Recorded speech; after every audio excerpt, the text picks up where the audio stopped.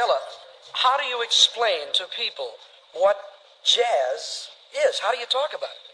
Let me hear it.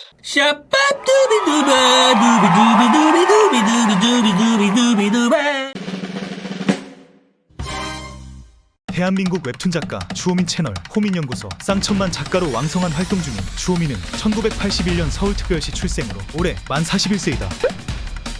주호민은 시대를 향한 해학과 풍자로 유명한 민중미술가 주재환 화백의 아들로 태어났다. 예술가의 집안에서 온실 속 하남자로 성장했을 것 같은 주호민과는 다르게 주호민의 집안은 원래 강한 자를 양성하고 배출하는 집안이었다고 한다. 주재환 화백은 1940년도 출생이지만 양력 나이 계산을 귀찮아하신 주호민의 할아버지께서는 단순히 나이를 쉽게 계산하기 위해 1941년 1월 1일자로 출생까지 변경하는 상남자였으며 2019년 폐암 수술로 병실에 입원한 주재환 화백은 걱정하는 주호민에게 65년 동안 담배를 피우며 이제야 암이 생겼다. 도저히 안심하지 않고는 못 베길 상남자의 면모를 보여줬다. 유년기 주호민은 제대로 된 미술 교육은 받지 않았지만 예술가로 활동하시는 부모님의 영향으로 자연스럽게 미술을 접하며 성장했다. 단순한 낙서로 시작한 그림은 사촌형이 그린 만화의 영향을 받아 중학생 시절 직접 그린 만화를 친구들과 볼 정도로 실력을 다듬었고, 사춘기 주호민은 만화뿐만 아니라 고등학교 첫 모의고사에서 전국 상위 10% 안에 들어갈 정도로 성실하며 공부도 잘하는 학생이었다. 고3이 된 주호민은 당연히 서울권 대학에 원서를 냈고 모두의 예상과는 달리 지원했던 대학에 모두 광탈하며 재수를 시작하게 되는데, 2000년 6월 29일 블리자드의 디아블로2 파괴의 군주가 발매하는 동시에 주호민은 진짜 군주가 되어 대학 입시를 파괴해버렸다고 한다.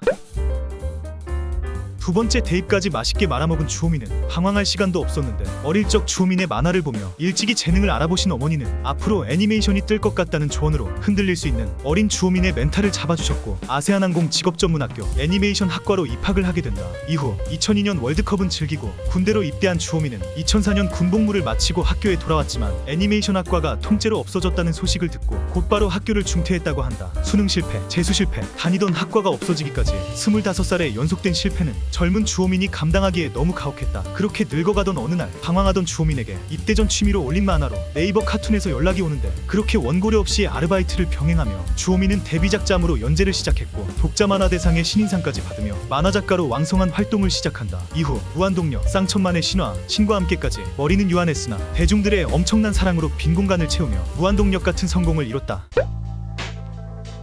2017년 신과 함께 죄와 벌, 2018년 신과 함께 인과연, 대한민국 영화사상 최초 만화를 원작으로 쌍천만 흥행을 기록하는 영광도 얻었지만, 당시 주호민은 인생에서 가장 힘든 시기를 보내고 있었다고 한다. 2017년 4살 첫째 아들이 자폐 판정을 받으며 밖에서는 사람들의 축하가 쏟아졌지만 집안에서의 주호민과 아내는 아들에 대한 걱정으로 엄청난 감정 기복과 절망감으로 힘든 시간을 보냈다고 한다. 이후 인간 주호민은 죽었다 생각했고 아빠 주호민으로 다시 태어나자 다짐하며 그동안 대중들에게 밝히지 않았던 아들의 자폐 판정을 공개했는데, 주호민의 동료들은 왜 주호민이 방송 중 전화를 받고 집으로 뛰쳐나갔는지 그를 이해했고 자폐 아이를 키우는 부모들에게 많은 위로와 격려가 됐다. 최근 주호민은 특수교사 아동학대 고소사건으로 논란이 되고 있다. 수업 중 아들의 돌발 행동들로 일반 학급에서 분리돼 특수학급에서 수업을 받게 된 아들이 등교를 거부하는 등 평소와 다른 모습을 보이자 가방속 녹음기로 내용을 확인하는 한편 해당 교사를 아동학대 혐의로 신고한 상태다. 아직 정확한 녹취 내용이 공개되지 않은 시점에서 학대의 정황을 발견했다는 주호민의 주장과 같은 일이 일어나지 않도록 훈육을 했다는 교사의 주장이 상반되고 있는 바,